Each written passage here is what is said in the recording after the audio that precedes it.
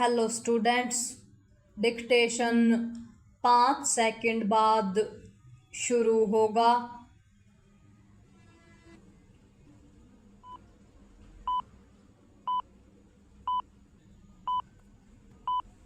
Start. आयकर विभाग को राजनीतिक चंदे के फर्जी बिल लगाने वालों के खिलाफ देश भर में बड़े पैमाने पर छापेमारी करनी पड़ी। राजनीतिक चंदे के फर्जी बिल लगाकर आयकर से बचने का काम पहले भी होता रहा है।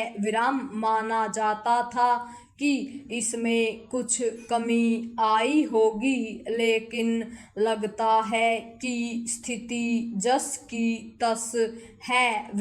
यदि वास्तव में ऐसा है तो इसका मतलब है कि राजनीतिक चंदे और आयकर संबंधी कानून ऐसे हैं कि लोग उनका दुरुपयोग आसानी से कर लेते हैं। यदि नियम कानून कमजोर होंगे तो लोग उन्हें तोड़ने का काम करेंगे ही।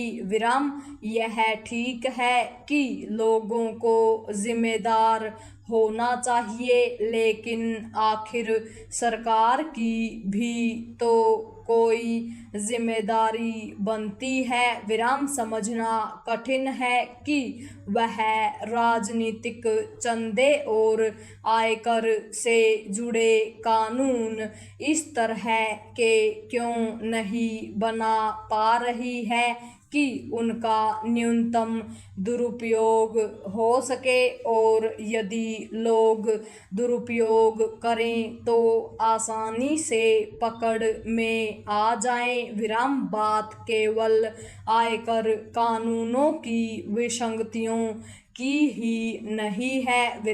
टैक्स संबंधी अन्य कानून भी खामियों से पूरी तौर पर मुक्त नहीं किए जा सके हैं। आयकर की तरह जीएसटी की भी चोरी होती है। लोग टैक्स बचाने के उपाय करें, यह तो समझ आता है, लेकिन अपने देश में इसके नाम पर कर चोरी खूब होती है।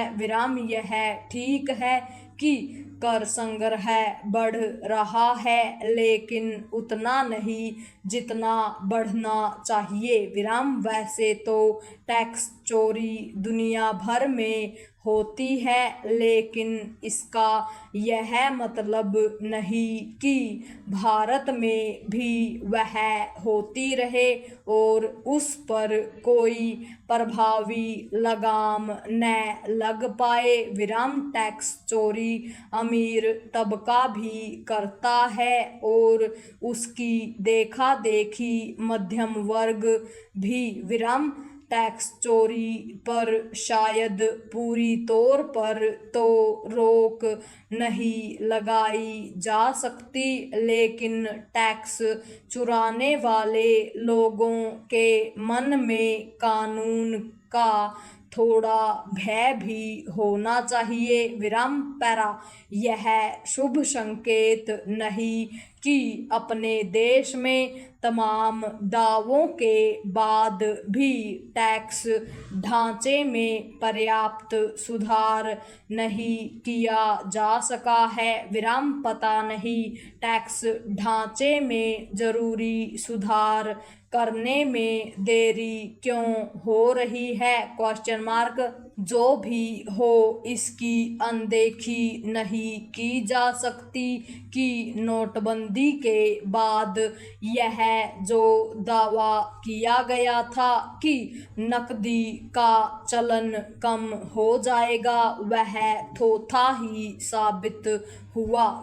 किसी को इस पर विचार करना चाहिए कि नकदी का इतना अधिक चलन क्यों है।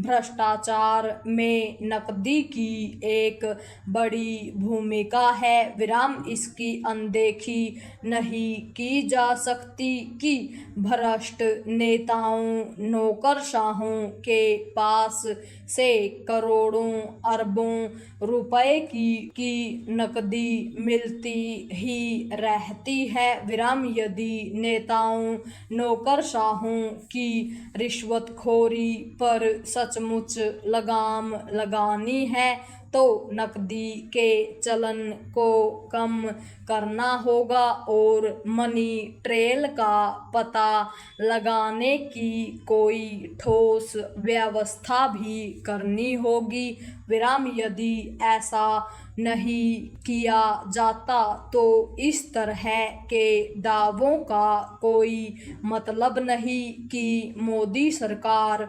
भ्रष्टाचार पर एक हद तक अंकुश लगाने में सफल रही है। पूर्ण विराम।